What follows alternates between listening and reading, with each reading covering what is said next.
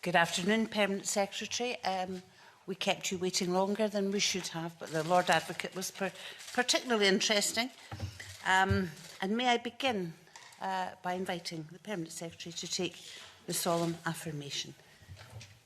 Permanent Secretary, can I ask you to raise your right hand and then repeat after me? I solemnly, sincerely and truly declare and affirm.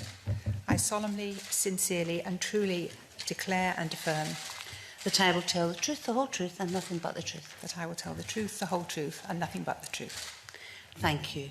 And I will now invite the Permanent Secretary to make a brief opening statement. For the record, Convener, I shall be giving evidence to the committee today on behalf of ministers and not in a personal capacity. Building on my last statement of the 8th of September, I'd like to set out key points on the Scottish Government position and decision-making in relation to the judicial review, and then raise one point of procedure, if I may, Convener. Firstly, at every stage of the judicial review, I sought and acted on legal advice, as I am obliged to do to fulfil my obligations under the Civil Service Code, and as indeed are ministers under the Ministerial Code. The Scottish Government position was that there was a strong case to defend. The development of the procedure was informed by legal advice and HR best practice, and as such, the Scottish Government was confident about the prospects of success.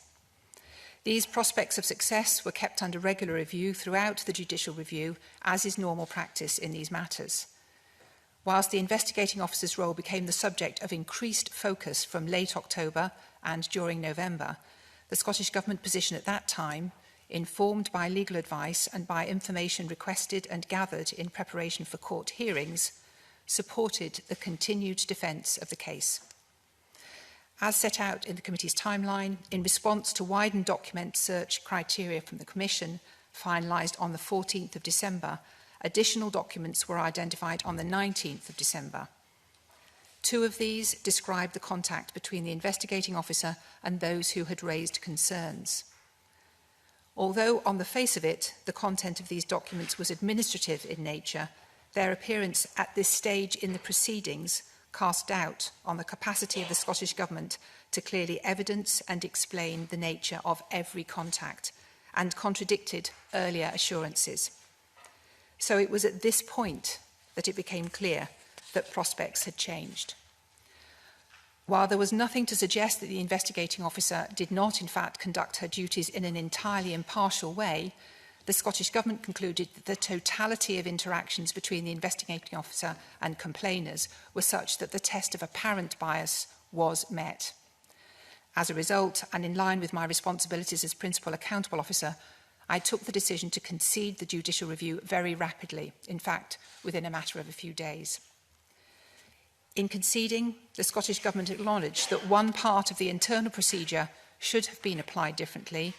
I have apologised to all concerned for this procedural failure, and my commitment to apply learning from the review led by Laura Dunlop QC and from the review of corporate information management processes remains resolute. Convener, I'd like to close on a procedural point raised in the Deputy First Minister's letter of the 6th of November regarding the role of civil servants appearing before this committee on behalf of ministers. I take parliamentary scrutiny very seriously, as I know do my civil service colleagues, including those who have submitted evidence to date. We're providing oral evidence on detailed, highly sensitive, complex, often technical and historic issues, much of which is constrained by legal restrictions. As such, and as is a long-established practice, I would anticipate that civil servants will almost certainly need to follow up their appearance in writing, not least where further information or detail has been requested and where further clarification or indeed correction is required.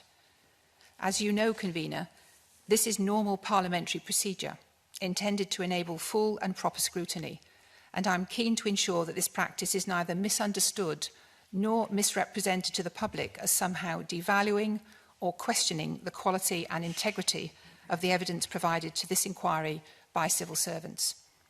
So, with your permission, Convener, we shall continue to supplement our appearances before you with subsequent written information in line with both parliamentary practice and the Civil Service Code and values.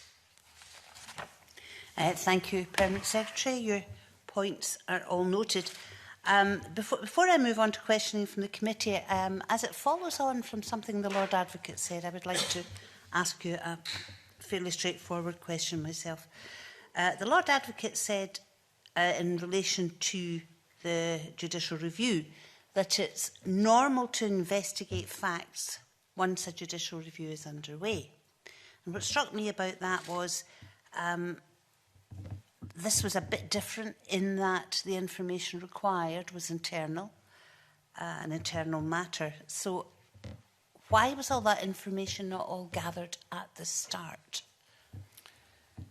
So I think one of the things to understand about this, two things actually, 2 points I would make.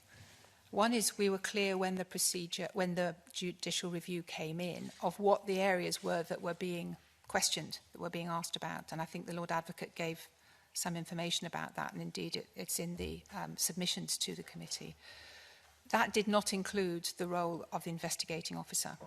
That was not part of the initial grounds for the judicial review. In fact, we ourselves as the Scottish Government identified and promoted that issue as one of importance later on in the judicial review proceedings.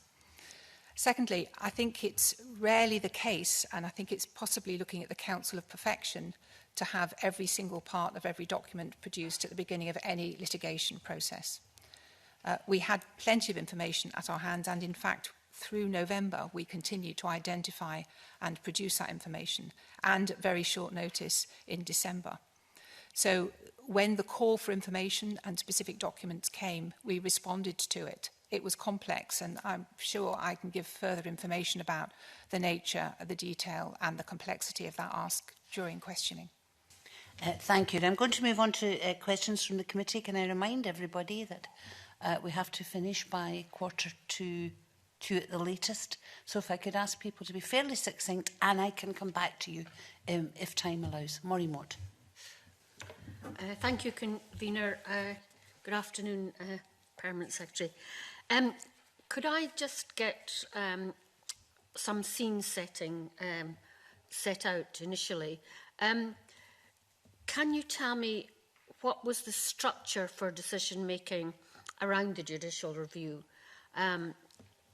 Did your office coordinate the work? How was your office involved, you know, compared to senior officials in HR, officials in communications, the Scottish Government Legal Directorate, and the special advisors? So maybe the best way of describing this would be to look at the different kinds of meetings and processes that were in place, if that would help. First of all, of course, there were meetings with Council. I attended meetings with Council in August and in November, and I was also meeting regularly, as is my habit, with the First Minister. So there would have been discussions around the judicial review as part of that process. Most of the meetings that took place around, as part of the continuing taking of legal advice, were between Council and legal representatives of the government. And that was a natural rhythm taking place, as you would expect, mainly lawyer-to-lawyer contact about the handling of the JR. And as you will have heard from the Lord Advocate, about pleadings and reiterations of pleadings and changing of pleadings. So that is a normal rhythm of legal advice being taken. The third element of this, and you'll have heard some of this, I'm sure, from your previous witnesses, was more to do with catch-up meetings and the administration behind all of this, communications, ensuring that we were sharing the right kind of information, and coordination of those strands of work, including elements such as gathering information for submission in response to document requests and so on. My office attended the latter meetings a lot of the time. I attended the first meetings most of the time, and we weren't involved in the lawyer-to-lawyer contact as you would expect. But my office was involved on a range of matters, not least looking after my own interests and responsibilities, but also as a haver of documents, and therefore doing searches as well as part of that process. So, before I continue, can you tell us, when you say your office was involved, if you weren't specifically involved, who was involved in what we've heard from previous witnesses, the day-to-day legal eagles getting together and working on this on a daily basis in a somewhat frenzied manner, I think we've heard before. So the legal process was carried out by legal staff. That was not involving my office. That would be, as you would expect, professionals. And they were the ones who were leading on all aspects of the legal advice, on contact and producing and soliciting other information. People were responding to that, particularly where particular requests for information were made. My office was, apart from supporting me, not just in this element, but other things that, of course, that were going on at the time, was to coordinate the various strands of work. That would include communications, that would include where I was needed to be drawn in, but they were not in the lead on the legal aspects of that. They were liaison with the legal aspects of that and making sure that there was a good thread and a good regular rhythm and pattern of communications taking place between those who were involved in the JR. So if you were not involved daily, and I wouldn't expect you to be, how often did you get updates on what was happening regarding this work? And did you communicate that information that you were getting to any ministers, and if so, whom? So the updates would come pretty regularly. I think in the first instance, the meetings that I referenced earlier on, the communication meetings were a couple of times a week, though I think depending on what was happening, they became more frequent. And people in my office would attend those meetings and keep me posted as required on the level of information and detail that they felt I needed to know. And that's normal practice. So I was given a reasonably regular update on information. Of course, if others wanted to see me on specific aspects, they would do that on those particular elements, if they were particularly intense aspects in one or another part of the government's interest in this.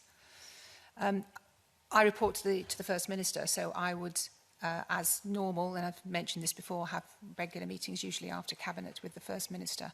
But we would have a discussion about information pertaining to the JR informed by legal advice. So are you saying that you would have meetings about the judicial review with the First Minister on a weekly basis? Not on a weekly basis, no. How often? Well, I meet with the First Minister on a weekly basis, usually, not always, but usually. So they may have featured in those meetings, but more likely we would have had a meeting when we felt it was appropriate based on legal advice we were receiving. So these were obviously weekly meetings where you discussed things orally. In terms of written reports to the First Minister or other ministers, did that happen, and if so, how regularly? I can't be exact, but there was written information and advice, yes, undertaken to ministers. And did that often come back notated with ideas, suggestions, comments, direction? Most of this was about information and awareness of where we were at. Of course, there were key meetings when legal advice was being, was at a very particular time, for example, the time when the concession was taken. The conversations there were very much to do with my advice, my decision in all of that. But it would have been an awareness raising and based on the legal advice that we were being supplied with on a constant basis, or I was. Okay, thank you. Margaret Mitchell. Good afternoon, Permanent Secretary. When you appeared before the committee on the 8th of September, then you confirmed that you took the decision for the complaints against the former First Minister to be referred to the police. And you confirmed that the First Minister would be informed of this decision, but you couldn't remember if you had done it or someone else, and you undertook to get back to the committee. And in your letter of 11 September, you state that this information would be covered by the forthcoming written statement on the Scottish Government's investigation of the complaints which the committee has requested. Now, as you're aware, the committee is still awaiting this information, so can you confirm now who informed the First Minister? Was it you or someone else? I informed the First Minister. You did. Can you tell us when you informed I would her? need to check the exact date, but I think it was on the 22nd of August. But I would need to check the exact date. That's my assessment. I wouldn't want that quoted back to me and then have to say that I was misleading the committee. Okay, thank you. And it would be you and you alone that informed her? It would have been me that would inform her. Right, that's fine, thank you. If we could turn now to the judicial review and the open record, we know from page 31 that states the first respondent rejected the offer of mediation in her letter of 24th of April before the complainers were asked whether they were willing to mediate. Why? So I think we're talking about mediation here rather than arbitration. Mediation. So we did ask my understanding is we did ask the witnesses about whether Later, but this is the first well, offer. there on are two 24th. reasons why mediation was not a good idea. And one of them is that it needs the complainants to be ready partners in being prepared to be mediation. The original reason why I declined Levy and McRae's offer of mediation was because the process was still at a fact-finding stage, so actually mediation would have not produced anything at that point. But after a further offer from Levy and McRae came about mediation, we put it to the complainers and they rejected it.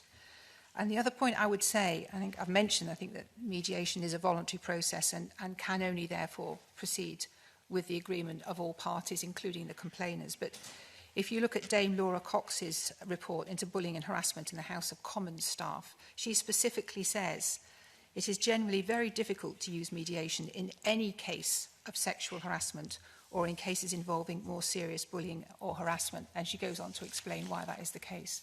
And certainly that was the feeling in this instance as well. Yeah, I understand that. If we could turn perhaps now to arbitration, the basis for deciding against the offer of arbitration to deal with the dispute over the competency and legality of the procedure made repeatedly by Levy McRae and during the complaints process. What was that basis? What was the rationale for declining it? Yeah. I think you've heard from Lord Advocate, and I suspect you also heard it from Paul Coquette, the former interim Director of Legal Services. It was rejected because, although it was about the resolution of the procedure, it wasn't about the resolution of the complaints. More particularly, though, the advice that I received was that it would not be clear that arbitration would necessarily have been any cheaper or any quicker. And it would also not necessarily remove the need to involve the courts at some point.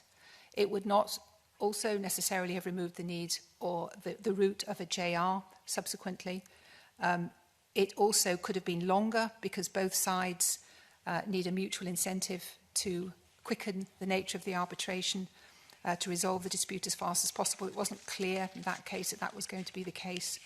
It would have left us, I think, open to the accusation of diverging from the procedure that we had instigated, because it doesn't in itself provide for arbitration.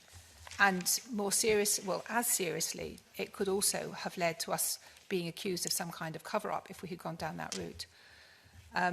It wouldn't have resolved the issue for the two complainants at that stage. And I think you've heard from the Lord Advocate earlier on at length about his view that it is not a usually appropriate way to determine the scope of government's public law responsibilities. So all of that information was what led me to write back to Levy McRae and say that we declined their suggestion.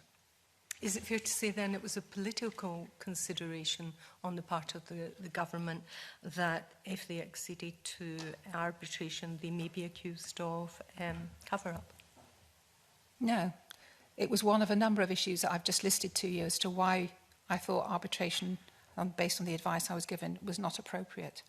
Well, let me put it to you another way.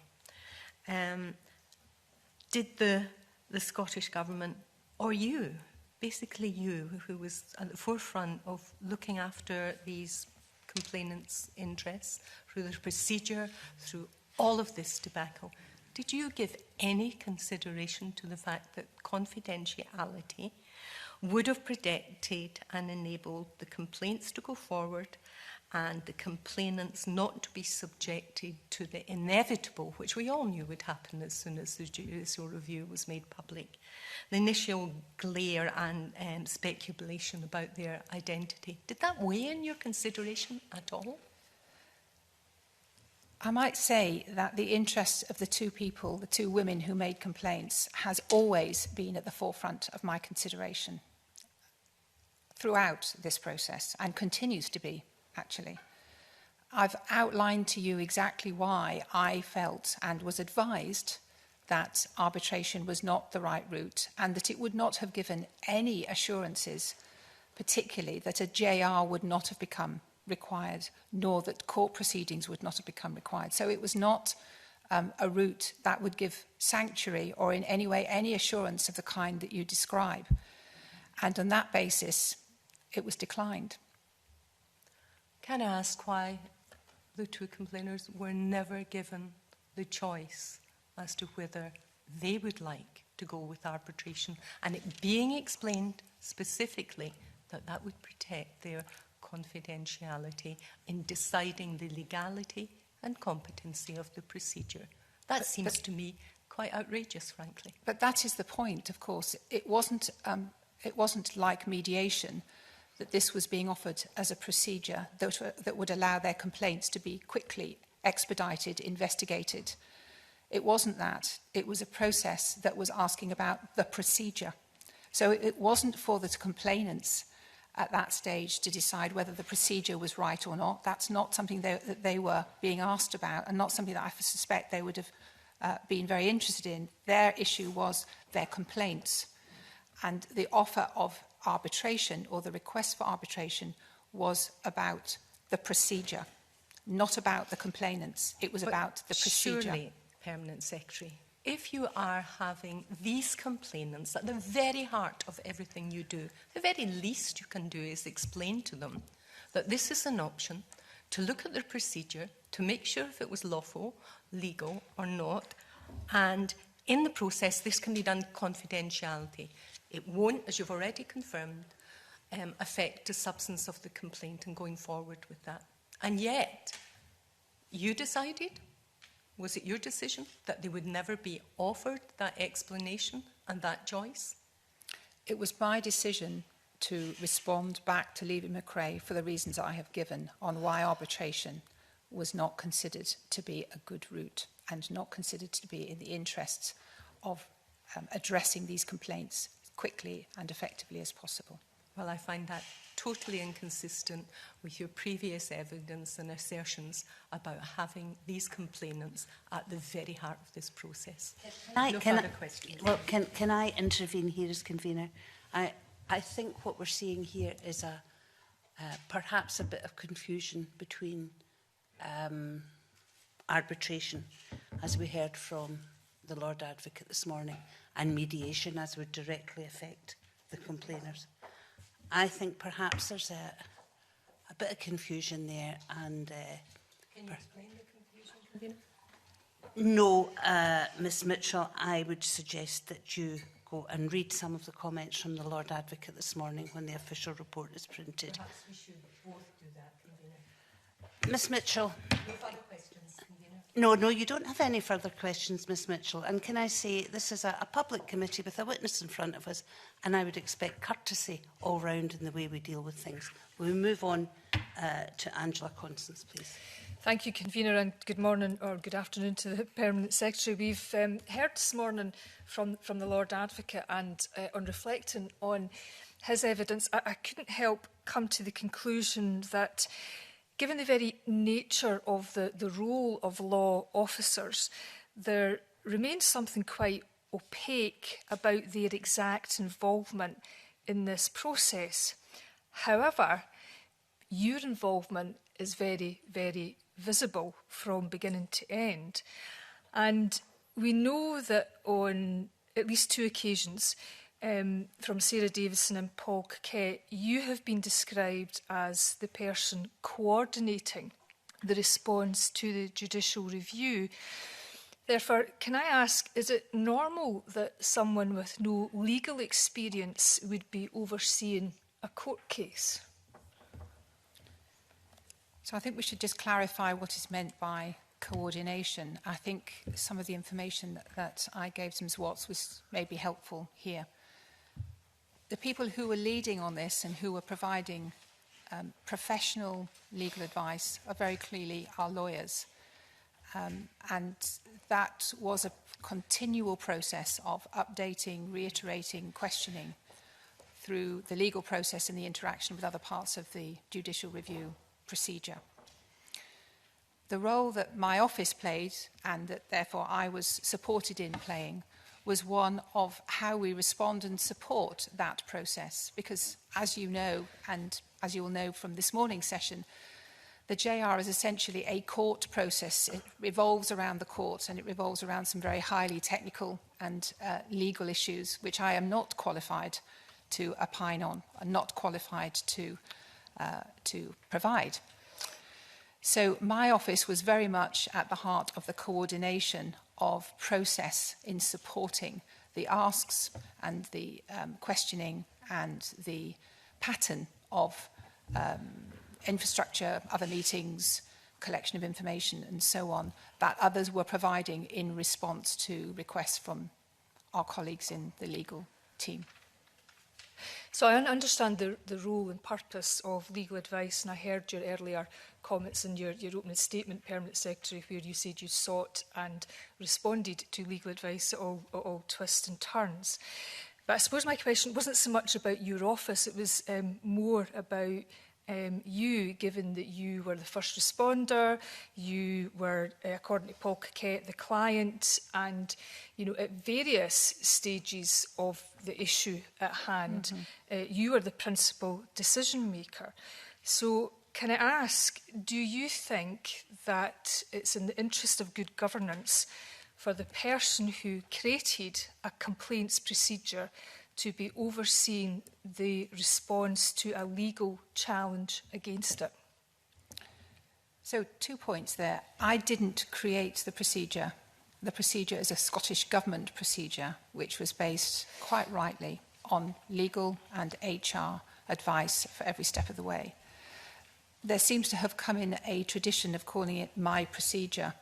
It's not my procedure. It is a Scottish Government procedure, and one which has been agreed by Cabinet and therefore is part of an armoury of procedures that we have. So I think that is largely irrelevant. It's a procedure that was adopted by the Scottish Government and one that was based on clear professional advice at every stage. So if I can put it another way, the judicial review was reviewing a procedure that you as Permanent Secretary, as Scotland's numero uno civil servant, how therefore, you were overseeing this, how therefore could you possibly make objective assessments about the merits of the Scottish Government's position when it was a procedure that you were overseeing that was being challenged? Because I was being advised at every step of the way by professionals, legal and HR, about the nature of the procedure and its fortunes within the JR process. At every opportunity, I was being advised by people I trust and who have the professional, best professional advice about what the circumstances were, what the change and turns of the JR were about. And ultimately, the decision that I took was the one to concede. That was the decision that I took, and indeed that was still advice to ministers. Of course, the Permanent Secretary is the office, and I hold the office at the moment. And it will always be the office that ultimately leads and takes fundamentally important decisions for the organisation. But it is dependent on and draws on a whole range of advice, responsibilities, challenging advice, which I think is a good thing, and will continue to be so. That is just the nature of the government and the Permanent Secretary Office. So bearing in mind that leadership is often about ownership, if this situation occurred again and the Scottish Government was defending a judicial review against a decision and a procedure where the Permanent Secretary's Office had shown leadership, would you recuse yourself of any involvement with the judicial review to prevent the possibility that you in future would be unable to be objective? I'm sorry, I just don't understand that question. You were involved at every step and stair of the process. You know, Which from process? the beginning to well, I'm not going to argue with you, Permanent Secretary. Maybe you would just like to reflect on my question. So maybe it would be helpful if I repeated it. If this situation occurred again and the Scottish Government, or you were the first respondent to defend a judicial review against a decision made under a procedure that you had overseen, would you recuse yourself of any involvement in the judicial review to prevent the possibility that you would be unable to be objective? I'm still not sure I understand the question, but I'm not trying to be difficult here. Let me see if I can give you an answer that helps illuminate this a little. There are procedures, 1,000 within the organisation, of which I oversee. This one, as you know, has been more contentious than most, but there are many procedures and there are many instances in which there may be legal action taken against the Scottish Government across a whole range of circumstances. I am not called on at every occasion for every element and every dimension of those procedures, nor of any legal action that might be taken against them. But I am at the head of the organisation. So I have never shied away from my responsibilities, not in this circumstance or any other, where the Scottish Government demands or requires me at the top of the organisation to take a particularly tough decision. Now, I think there's always going to be questions, and indeed the Laura Dunlop review will look at the procedure and look at the role, for example, I'm sure, of the Permanent Secretary being the deciding officer at that point, and whether that is the best thing for the procedure on reflection or not. I would be surprised if she wasn't looking at that as part of her review of our implementation of the procedure. But I think to imply, and I'm not sure this is what you are doing, but I would refute any instance, not just because I'm a civil servant and work to civil service values and the civil service code, that I could be compromised in my decision making because I'm involved in more than one aspect of government business at any one time. So, on behalf of Cabinet, as Permanent Secretary, you have oversight of the development of the policy. We know from evidence that Ms McKinnon reported on this matter direct to you and not to Sarah Davidson, and that although Paul Coquette, as the government's most senior lawyer, instead of reporting to his line management in practice because of your coordinating role and other responsibilities and oversights, was reporting to you, and then you are the key person in terms of the judicial review. Yes, absolutely receiving legal advice. I suppose on reflection, do you have any concerns about whether a closer look at the governance arrangements in and around all of that? So I think some of what you've described is normal practice. I think, as I've said earlier on, if there is a suggestion that we should look further at the governance as part of the procedure that is under review by Ms Dunlop, then I would have no issue with doing that. I think one of the issues that I would say, and I think gets to some of what you're pursuing, is the deciding officer role in the procedure, which I did not design and did not oversee, but was designed and overseen by others with much better professional knowledge than mine. But placing the Permanent Secretary in the deciding officer role there was a very particular and given the seriousness and the potential seniority of people that might come under scrutiny as part of that procedure, was deliberately placed.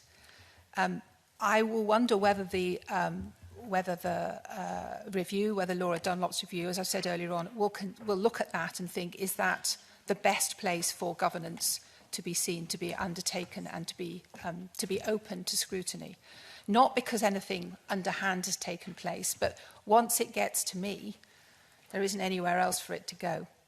And in many procedures, as we have moved from being a small administration into a much bigger government, I have divested myself of a whole range of responsibilities that have come onto, predominantly but not entirely, the DG corporate role, which Sarah Davison was occupying in a temporary capacity, because it was a role that I have created. So I think in the broader point of should everything come to the Permanent Secretary, absolutely not. The most important elements need to come to the Office of the Permanent Secretary. And I think there is room for us to look further at the procedure through the Laura Dunlop review, if she chooses to do this, to see, well, is it always going to be the Permanent Secretary who's the deciding officer in this respect? But that's for the future, and I don't want to preempt anything that she may do in that circumstance. And I'm conscious of time, Convener, but from beginning to end, the one common denominator in this entire saga is the Permanent Secretary, but I'm conscious that there will be many threads that other colleagues will want to pick up on. Alistair Allen. Thank you, Convener. We heard from the Lord Advocate this morning briefly about his take on paragraph 10 of the procedure. He did touch upon that and the government's view of that throughout the process. I appreciate what I'm asking here is with the benefit of hindsight, but would you concede that that was a particularly unfortunately drafted piece of the procedure?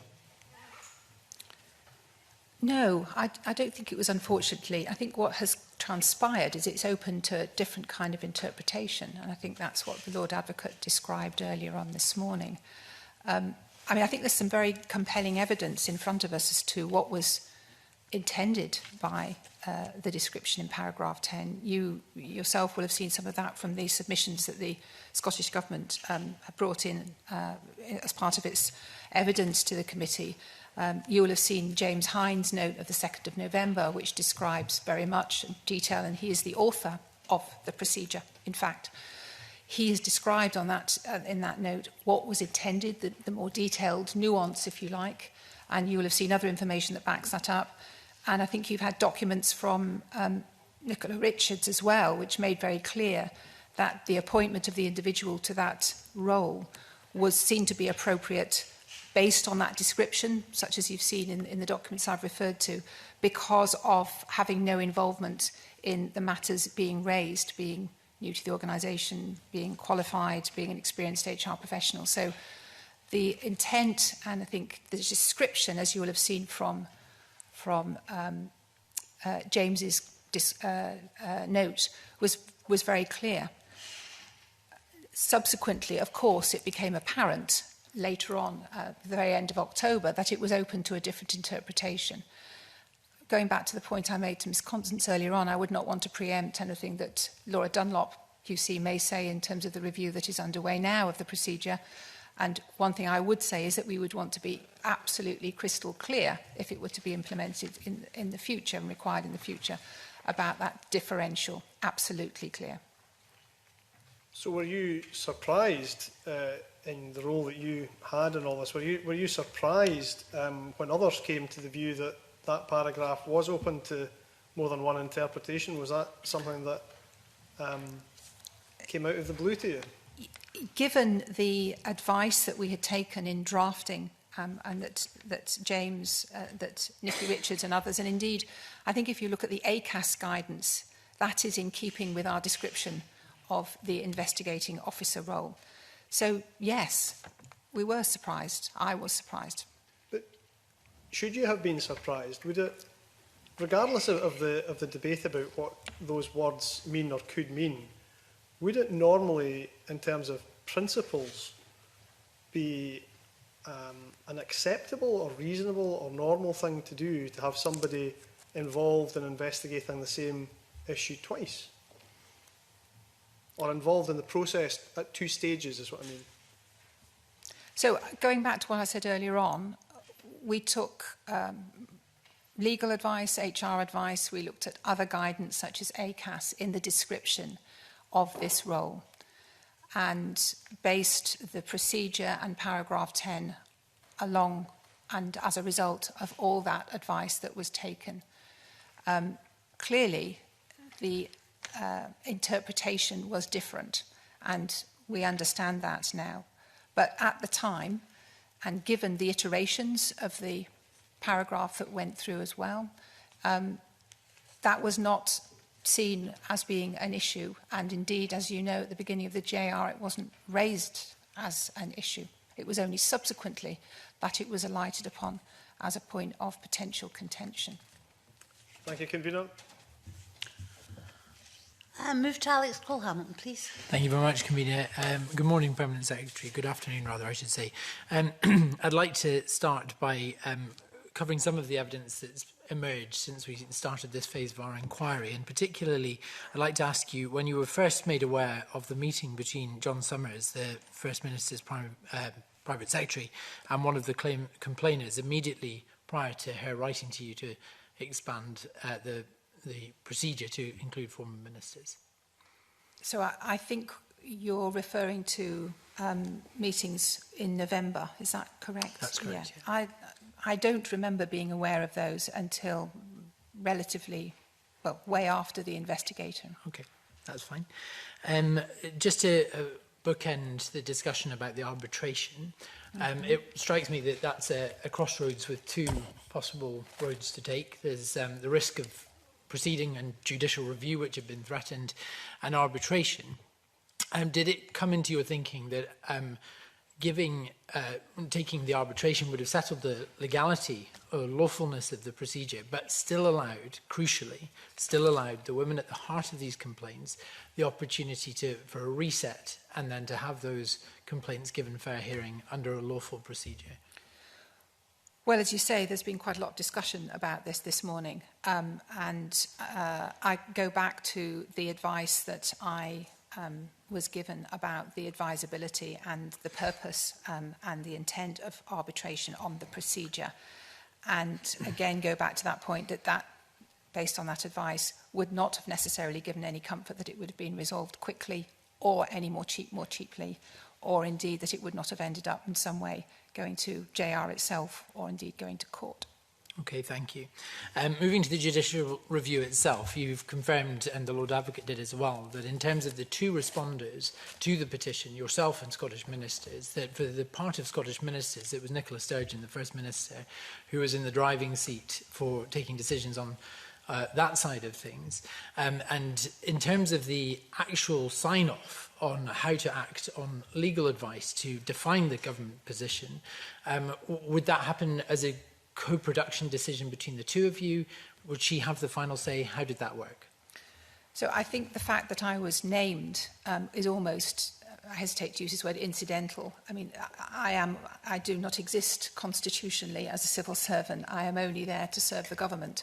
So in fact, the differential between those was felt somewhat academic in all circumstances, in decisions that I might purport to take, and in the advice I give. Ultimately, it is ministers who take final decisions and who agree or disagree otherwise with advice. So to confirm, in this case, in deciding on the government position, it was ultimately the First Minister who made that decision? In terms of the so concession... acting on the legal advice, or at any stage in the judicial review, to proceed, to contest the permission being given in the first place, ultimately that would go to the First Minister. At key points, she was engaged in that, and that would have included the beginning of this procedure. And indeed kept abreast in the way that I have described previously. And I advised about my decision and proposal that we should concede very quickly at the beginning of January. And that was direct to the First Minister. And following that concession, when the settlement of legal fees was reached by the parties, did she ultimately sign off on the final sum that was paid to Alex Hammond? I would have to check the procedure on that basis, but it would have been something that I would have done on behalf of the Scottish Government, and she would have been aware of. She would have signed that. Following the conclusion of negotiations between legal parties. Okay. In the conduct of the judicial review itself, the Lord Advocate has defined that process of the discovery of evidence, particularly the later discovery of crucial evidence, which changed the dynamics of the government's position. He described them both as unsatisfactory and embarrassing. And are you aware at any point that senior counsel threatened to resign during the conduct of that judicial review? That's not something I would be involved in or aware of. Okay. Final question for me then, Convener, if I may, is going back to paragraph 10 of the procedure. You stated several times that part of the problem here was that it was open to interpretation. It is still open to interpretation. Paragraph 10 exists, as it did 2 years ago, on the Scottish Government website as being the principal procedure for resolving complaints made against former ministers. Given that no appending guidance has been put into it or any sort of annotation of the application of that, is it any wonder that there hasn't been anybody else come forward to complain about the behaviour of previous Scottish ministers? I mean, how could you expect anyone to have the confidence in a procedure that costs the taxpayer so much money? Well, 3 points there. As you know, there is a review underway, and I don't want to preempt the review, not in terms of what I say today, but indeed in terms of changes to the procedure until that review has been completed by Laura Dunlop. It's later than we would have liked it, much later than I would have liked, but there are, as you will understand, particular reasons as to why that has come around later than it might have been anticipated, not least the trial and then COVID. But it is underway now, and I look forward to hearing the recommendations on that review. The second point is nobody has come forward. I think that is a good thing, that people have not come forward, but the point that I would make on that is that actually we have more evidence to show that people are more likely to come forward, have more confidence and are better prepared to raise issues of bullying and harassment now than they ever have done before in terms of the people survey and the data that we have. So I have no evidence to show that people aren't. In fact, to the contrary, I have evidence to show that people are more comfortable with the inclusion and the equality of the organisation, but importantly are more prepared to make their voices heard about feeling bullied or harassed in their work. So that is I wouldn't say it's a good thing, but it is a positive movement to know that people are actually, our data tells us, more prepared to do that. I think the point that you make about the application of the procedure now, if in any event it was being required, it would need to be applied differently, and we're absolutely clear about that. And absolutely clear that if an individual was providing advice and support, even when that was being done impartially and objectively, they would not be appointed as the investigating officer. But with respect, you're leaving that to potential complainants to infer that that would happen. I mean, it has now been 2 years since the judicial review collapsed, and that guidance, or rather that procedure, remains unamended on the Scottish Government website. I mean, I just think it's a leap to think that the reason that nobody's come forward with complaints about former ministers is because, well, things are better. I think it says more to the fact that this government has this flawed document still front and centre on its website as the only mechanism for justice or fair hearing for future complaints to come forward. And I don't understand why you have to wait for a review to conclude before you append it in any remedial fashion. The only thing I can say to that is it's the implementation of the procedure that was flawed and perceived bias, not the procedure. But I am perfectly clear that we would need to be very careful in implementing the procedure in future. And I'm also clear and encouraged, in as much as one can be in these kinds of circumstances and behaviours, that people are telling us in the organisation that they feel more entitled and more supported in coming forward on bullying and harassment complaints than they have ever before. No further questions. Thank you. Jackie Bailey. Thank you very much and good afternoon, Miss Evans. Welcome back to the committee. Can I start with a quick question about text messages? Because we finally established after a couple of false starts and by recovery from the Crown Office, your now infamous text message of we lost the battle but not the war. We now know that was sent to your friend and colleague Barbara Allison when she was on holiday in the Maldives on the 8th of January. That, of course, is the day that the judicial review was lost, I believe. So we understand from her that the battle was the judicial review. Given that you're under oath, what would you say was the war? I think I've made this point previously, that this is about a long-standing ensuring within the organisation that I lead that we have a Scottish Government that is open, that is supportive, that allows people to bring their whole selves to work and that they can work without fear of bullying or harassment. So that has been part of the work that I have been leading since I took up post in 2015, and it still remains that phrase was intended to demonstrate that I will continue to champion the equality and inclusion in the organisation, and indeed not just because it's something that I think is right, though I think it is, it's because that is what is at the heart of the equalities policies that the Scottish Government embraces. I absolutely think that's admirable, and I have no disagreement with you. I think it perhaps is maybe not credible to say that you would text somebody whilst they're on holiday about general equality issues, but I accept your explanation. Do you have the full text exchange? Could I just make a point there? Because I was responding, of course, to a text, I think, from Barbara. Yes. And she, I suspect, was just texting me because she knew that I was going to try and perhaps take holiday at that point.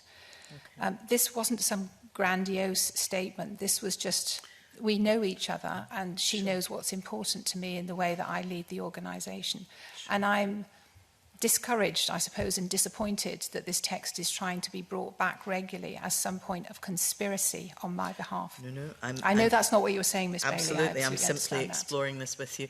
Obviously, Barbara Allison deleted the start of that exchange. I wonder whether you could provide us with the full text exchange. I have no idea what it was. I suspect it's "How are you?" Have you deleted it? This is from 3 years ago. I've probably changed phones since that time. I really don't know. Okay. I would be grateful if you would look, because, you know, with my phone, and I'm not good at technology, all the information transfers between phones when you renew them. So if you had that would be helpful. If I had it, I would provide it. Thank you. Can I move on? Can I ask if the Cabinet has discussed the parliamentary vote to instruct the Scottish Government to provide its legal advice? I would need to consult Cabinet minutes. Well, it's only within the last 2 weeks, so indeed, you know. So yeah, I wasn't at all of Cabinet this morning because I came here, for example. Okay. So I would need to consult Cabinet minutes, but not that I can recall in my time at Cabinet. Would be probably the so the within best the way last of 2 weeks, that. it's not been discussed at Cabinet. That I can recall. Okay, was it on the agenda today? It wasn't an item on the agenda. Okay, that's fine. Do you know whether the Lord Advocate has been formally engaged for his view? I can't tell you. I don't know. You don't know? I don't know. As the most senior civil servant, I have not been party to it, and I wouldn't be able to divulge it for reasons that the Lord Advocate has given to you earlier. Oh, I accept the Lord Advocate is, as a law officer, might not want to divulge it, but I'm asking a process question, and I'm asking you as the Permanent Secretary. You're not the law officer. Legal privilege means that I couldn't tell you that. Okay. Can you explain why you're asserting legal privilege over what is a process question? Because I'm not asking about the fact, you know, the content, or indeed who it's being asked of. I'm asking, has that happened? It's a process question. So, it's allowed under the Ministerial Code. I can't tell you, and I don't know. So both of those should suffice. Okay. I was asking for an explanation of legal privilege, which I understand, convener, I'm allowed to do if, if somebody's I thought asserting Ms Evans legal had privilege. already asked the question, answered the question. So When she said, I don't know, was the So answer if we're to the talking question. about legal well. privilege per Yeah. se, in this that case, is a ministerial decision about how legal, as we know, legal privilege is applied to a whole range of information, and indeed many of the people around this table have been ministers themselves and will understand how that is applied. So it is not at my hand to overturn legal privilege as a civil servant. Fine. Let me move on, because this is not being productive. So can I move on to the information given to us by Judith McKinnon and Paul Coquette about the number of meetings that there were? So in addition to the FOI that revealed the 17 meetings with Council, we understand from Judith McKinnon she would be involved maybe as much as 3 times a week. Paul Coquette, it was daily. This was coordinated by your office. So I would expect, because you have a duty to record, that there would be several pieces of paper, OneNotes, minutes, yet none of them appear to have been provided to the committee. Can I ask why? So I think we said earlier on there were different kinds of meetings. They weren't all coordinated by my office, but that's because there were different kinds of meetings. So the meetings that were coordinated by office were predominantly about communications, about sharing of information and coordination and so on. And they were mostly transactional, about ensuring that, to my knowledge, though I didn't attend them, that people were all up to speed with what could often be quite a fast-moving environment. I don't know if there was a minute taken of those meetings or if people took individual meeting notes or not. I'm sure we could check that out and see if that was the case. That would be very helpful because of the nature of the meetings. I'm sure this is information you could release to us because of their nature of them. On 13th of November, if I can take you to that meeting, a pretty important one, I think, because it was attended by the First Minister, Elizabeth Lloyd, the External Counsel, and of course yourself as Permanent Secretary. Now, that was the 3rd meeting running that the Chief of Staff had attended. I think you told the committee previously that special advisors hadn't been in attendance, but you know, it's clearly the case that they were. Looking at that cast list, which is quite impressive, what exactly was discussed? So could I just correct you on that, Miss Bailey? I think I was not completely clear in my recollection at the meeting and said what you said I had just said about the attendance of SPAD, but I subsequently wrote to the committee and corrected that to put on the record. As you can imagine, it was a meeting with Council, so it was about the judicial review.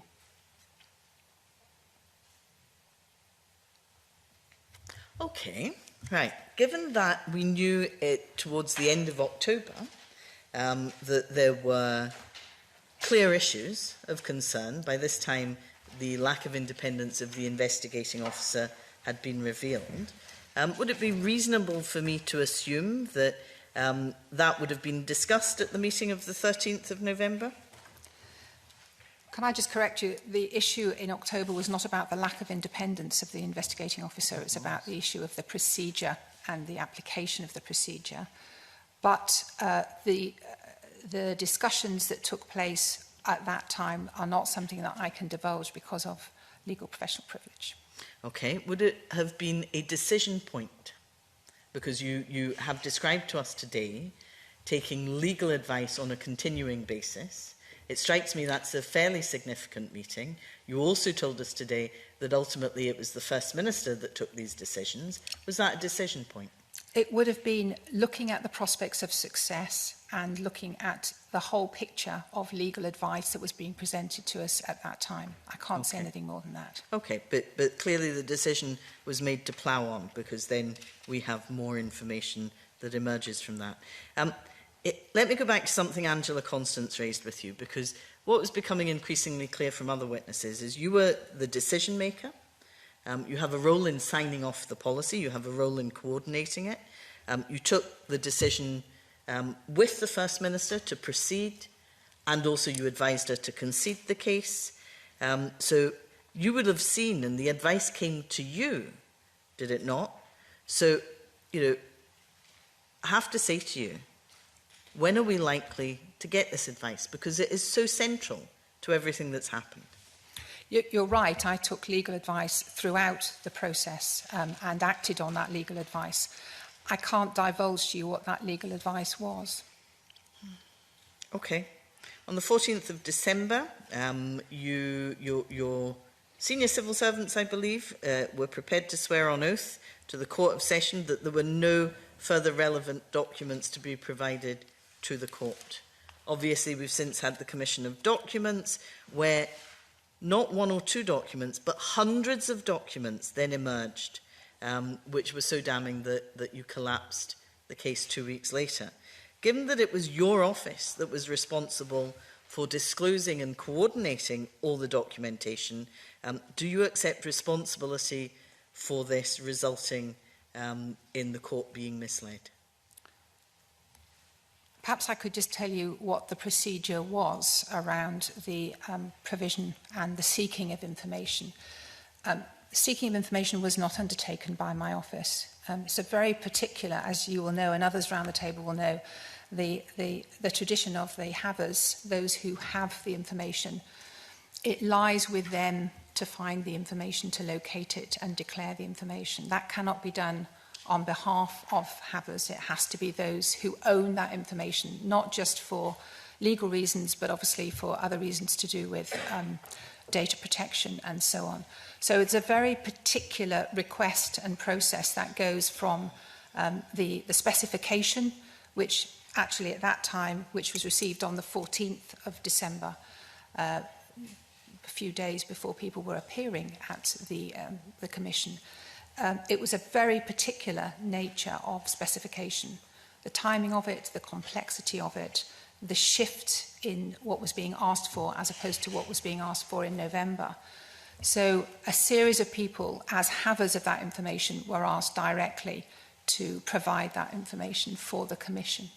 And that's what produced a lot of information which came out during that week of the 17th of December. So I think it's slightly, it's not accurate to say that my office was responsible for that process. My office was responsible for ensuring that people knew what they needed to be doing. But it was up to individuals, including my own office, which was a haver of information and documentation, or potentially so, for the specification, which was not just particular documents. In fact, it wasn't about particular documents. It was an incredibly complex process, scanning thousands, some actually, in terms of the electronic management system of the Scottish Government, it's 35 million documents at any one time. There are 3,000 in my own permanent secretary mailbox at any one time. But people were being asked to go through not just their documents, but also calendar entries, text messaging, as you're aware, and not just to do that, but they then had to be checked by hand, each of them, before they could be submitted, to make sure that they weren't going to produce inadvertent difficulties around declaration of information. So it was incredibly complex, but it was owned by the haver, not by my office. In hindsight, I think it looked certainly fairly embarrassing for the Scottish Government to have said that all the documentation has been provided, and then we get hundreds of documents later that clearly hadn't seen the light of day. I'm not sure it was hundreds actually, but I would agree with you on the it was a lot. It was a lot. Given that you were involved from the beginning, you knew about Miss McKinnon's previous contact with the complainers. She made no secret of them. She told you, she told colleagues. She was reporting to you regularly. Do you therefore accept even just a tiny bit of responsibility for the court defeat? So I take responsibility for the action and the performance of the Scottish Government. That is my role. That is why I'm here. Just to correct you again, Judith McKinnon did not report to me regularly. She didn't report to me at all after. In fact, she didn't report to me full stop. But as deciding officer in the procedure, she was very, very well away from me and not involved in the information that she was gathering as part of a very particularly set out procedure. So that's just a point of clarity. But I've never assumed my responsibilities as head of the organisation. And I was, to use that term, pretty disappointed. It was unhelpful to the Scottish Government's position for that information to appear at that point. I don't disagree with the Lord Advocate's assessment in that point at all. And that's why, having had advice and taken careful legal soundings, but also taken other aspects into account, I took the decision that I did very rapidly. Asked, as you know, Sarah Davidson to provide me with a coordination of all the advice I might need. And I felt there was no choice but to concede at that point. Okay, moving quickly on, Convener, I'm just Quickly, about finished. Okay. Mr Coquette, when he was here, very helpfully told us he could make an estimate of the cost of staff time, the in-house lawyers used.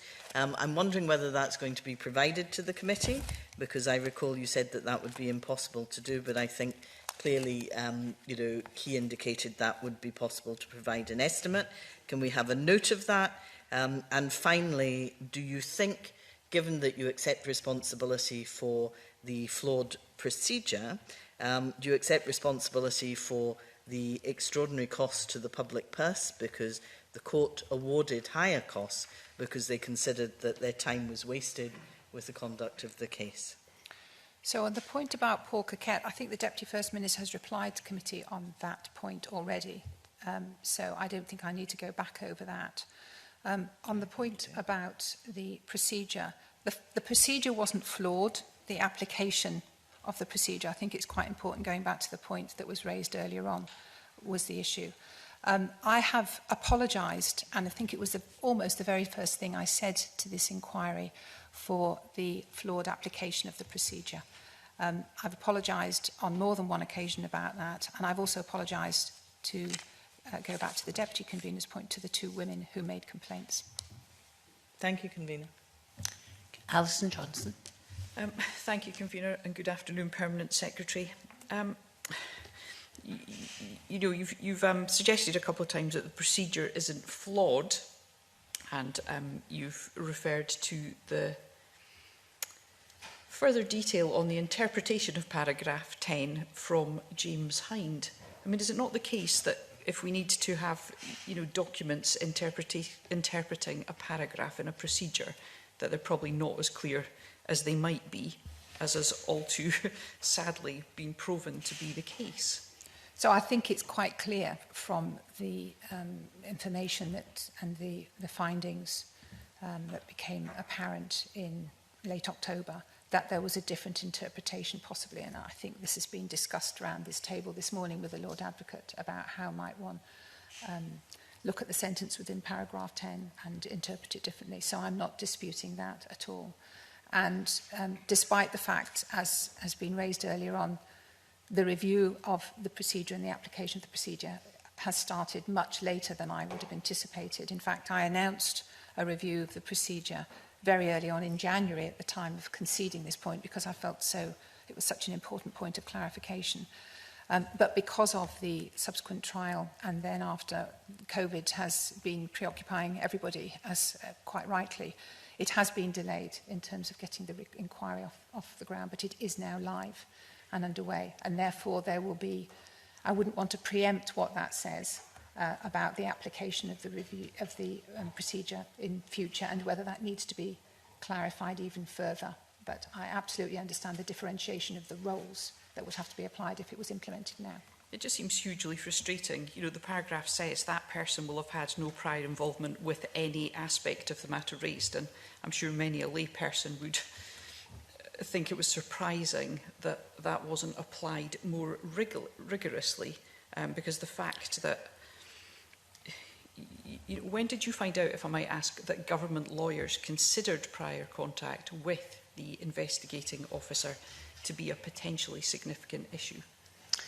I was given updates on the, legal advice throughout the whole process, and it was, as I think has been said earlier on, around the end of October, beginning of November, when this point was raised, and when further work was carried out, as I think Paul Coquette described, into looking at what the exact nature of the role was and the exact circumstances of how the role had been applied.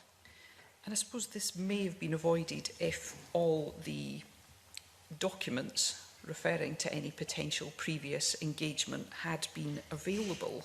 But it seems that it took until, you know, December for IT specialists to be brought in to do a thorough search.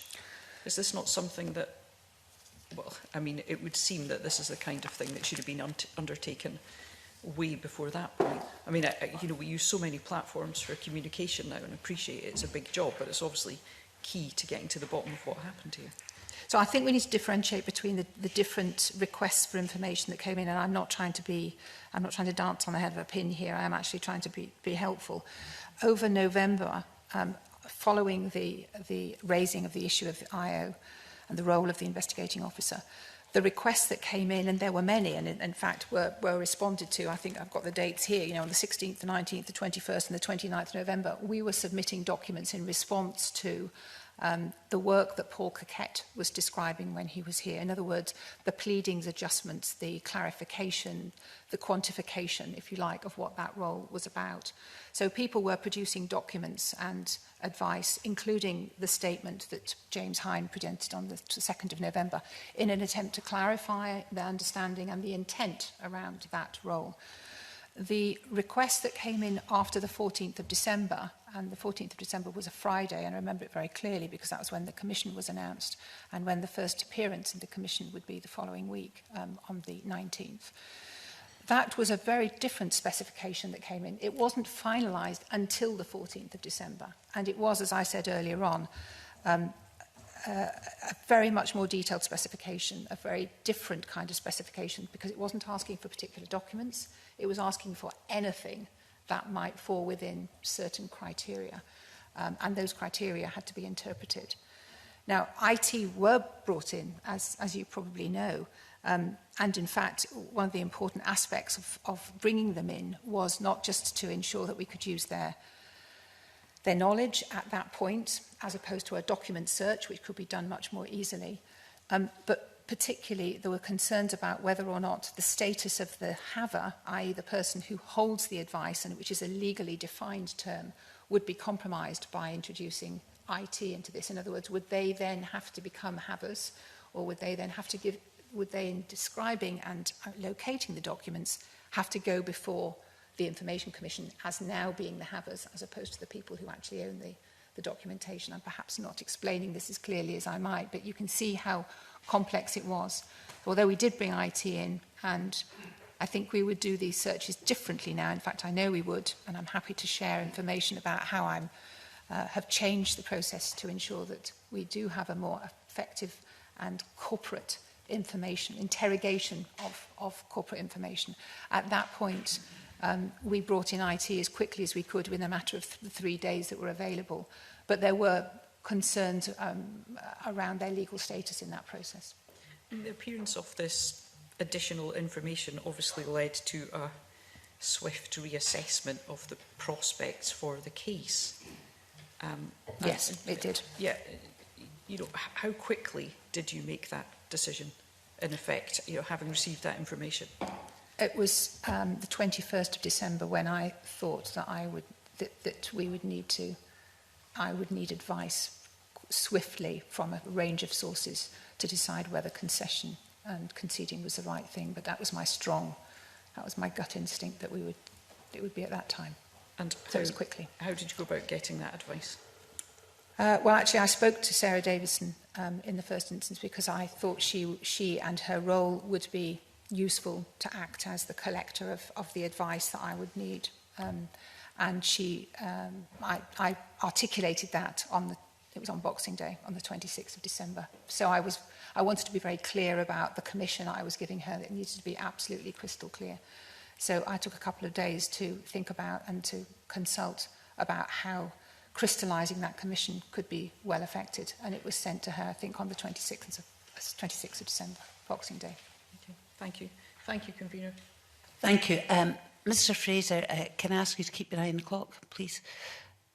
I will, Convener, although it's not my responsibility that we are at this particular point in terms of time, but I will. Yeah, okay, can I say that was obviously a dig at me as convener. Can I just say... it wasn't, no, but yes, I think it was, but I'll take it as a friendly dig. Yeah. Can I say that we were late in starting, and we heard from the Lord Advocate for longer than was scheduled, because I think it was particularly useful. And I know you're feeling a bit peeved, but you didn't stick your hand up at all. So there. Now over to you. Right, You've got 6 minutes. Thank you. It was a friendly dig, Convener. I'll be brief. Perhaps Miss Evans can be brief in answers. We'll get through it. First of all, can I just ask you, first of all, who took all the final decisions around the government's position on the judicial review? Was it yourself? So the decision to start or to agree to pursue the judicial review and the decision to concede the review. I took the decision to concede the review, and I was party to the advice and the decision to fight it. Okay. Did the Scottish Government act at all times in accordance with the legal advice it obtained? So I took legal advice throughout the process, and I acted on that. Did you act in accordance with the legal advice that you took? I can't tell you that, Okay. but I can say that I took it and I sought it actively and acted on it throughout. Okay, thank you. Jackie Bailey asked you about the decision to settle the case. We raised with the Lord Advocate earlier the fact that the award of expenses was done on the basis that the defence was conducted either incompetently or unreasonably, in the words of Lord Hodge. And the Lord Advocate said to us that was not the way he would want to see a government litigation conducted. So clearly something went badly wrong. Who do you hold accountable for that? I think if I was being asked what the issue was, it would be the tipping point, if I can call it that. The tipping point was the collective failure to produce the right information at the right time. And I have to be very upfront about that. The late information in itself caused concerns and issues which you will have heard from the Lord Advocate. And that, in addition to the issue about paragraph 10, it was a crystallisation of those two at that time, which is the reason, as I said to Ms Johnson, I took that decision on the 21st of December to pursue a concession or conceding the judicial review. Thank you, but I'm not sure that answers my question. The timeline we've seen makes it clear that documents which had not previously been identified emerged on the 18th and 19th of December. And from what the Lord Advocate said, that was the point where it became clear that the case was no longer defensible. So my question was, who do you hold responsible for that happening? I think the organisation as a whole has to be responsible for the conduct of the JR. But I'm in charge of the organisation, and I've said earlier on, I take responsibility for how the organisation performs in every respect, not just in a JR, but throughout. So, I mean, this whole episode wasn't just reputationally damaging for the Scottish Government. Clearly, it would have been very difficult for the complainers involved. Indeed. And would have cost the taxpayer substantial sums of money in legal costs paid to Mr Salmon and indeed run up by the Scottish Government. So, has anybody been held accountable for this? Has anybody offered their resignation? Have you considered your position? I would like to just go back to the point that you make about finances, in that at every stage when I was being given advice and taking advice from legal colleagues and acting on that advice, alongside that was the responsibility which I bear as Principal Accountable Officer. So at no stage was legal advice being seen, and particularly not in terms of the point of the concession, the conceding point. At no stage was I seeing any of this in isolation from other responsibilities. My role as Principal Accountable Officer means that I am under an obligation to continue, not just at the beginning of a process, but throughout it, to evaluate and to weigh up key elements of my responsibility after looking after the public purse. So I was very clear about that, and that is one of the reasons why the decision to concede was such an important one for me to take. So I was not just looking at legal advice, I was looking at public policy considerations and Principal Accountable Officer considerations, and that's my role as head of the organisation. Again, I'm not sure that answers my question, which was, has anybody offered their resignation over this failure, or have you considered your own position? I can't answer a question about HR issues or people issues within the organisation. And my responsibility is to lead the organisation through this process and through COVID as well at the moment, but a lot of other responsibilities that I carry on my shoulders as well, and I'll continue to do that. Okay, thank you. Just two more questions, if I may, Convener. In terms of legal advice, you were the first named respondent in the judicial review. You didn't take separate legal advice from Scottish ministers. I take it that was conjoined. Yes. Are you, as a civil servant, bound by the ministerial code? I need to pay adherence to it, and I think you'll find in the opening paragraph of the ministerial code that the first minister who signs that forward expects civil servants to be, I haven't got the exact wording in front of me, but certainly cognizant of it. And of course, I also have the Civil Service Code, which I am bound by as well. The Civil Service Code is silent on the issue of legal advice offered to civil servants. You appreciate the constraint that the committee is under. We've asked to see the legal advice. A vote in Parliament supports that view. Ministers are currently considering that. They are quoting the ministerial code as a blockage. But the ministerial advice was also given to you as a civil servant, and these restrictions in the ministerial code do not apply to you personally. I think that's a false delineation. I report to, as I said earlier on, I do not exist constitutionally. I report to ministers. And indeed, as I pointed out earlier on, the foreword to the ministerial code exhorts civil servants to be cognizant of the ministerial code as well. Okay, thank you. Thank you, Mr Fraser. Can I explain to anyone who may be listening in that we have to close this meeting for 2 o'clock because we're not allowed to sit at the same time as the Parliamentary Chamber. So can I thank the Permanent Secretary for her evidence today. I note